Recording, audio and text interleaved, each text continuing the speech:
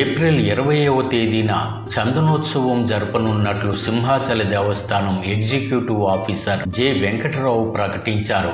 ఈ మహోత్సవాన్ని ఎలాంటి ఆటంకాలు లేకుండా విజయవంతం చేయడానికి అధికార యంత్రాంగం సమాయత్తమైంది. గతంలో జరిగిన లోటుపాట్లు పునరావృతం కాకుండా విశాఖ జిల్లా అధికార యంత్రాంగం అప్రమత్తమైంది. ఇందులో భాగంగా జిల్లా కలెక్టర్ హరేంద్ర ప్రసాద్ ఆధ్వర్యాన ఎగ్జిక్యూటివ్ ఆఫీసర్ జె వెంకటరావు భవిష్యత్ కార్యాచరణపై సమీక్షించారు.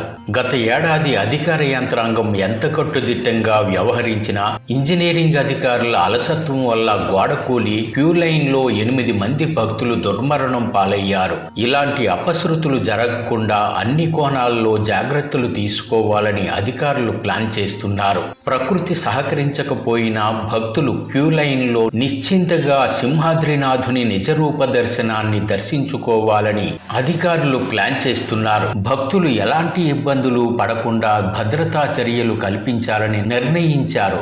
ఎక్కడికక్కడ షెల్టర్లు నిర్మించడం, ఎలక్ట్రిక్ ఫైర్ సేఫ్టీ తనిఖీలు జరపడం, విఐపి దర్శనాల వల్ల సాధారణ భక్తులు ఇబ్బందులు పడకుండా చర్యలు చేపట్టడం ప్రధాన అంశాలుగా చర్చించారు. విఐపీలకు వేకువజాము 3 గంటల నుంచి 5 గంటల లోపు దర్శనాలు ముగిసేలా ప్లాన్ చేస్తున్నారు. ఉచిత దర్శనాలతో పాటు ఎప్పటిలాగే 300, 1000 రూపాయలు, 1500 రూపాయల టికెట్ల ద్వారా క్యూ లైన్లు ఉంటాయని అధికారులు చెబుతున్నారు.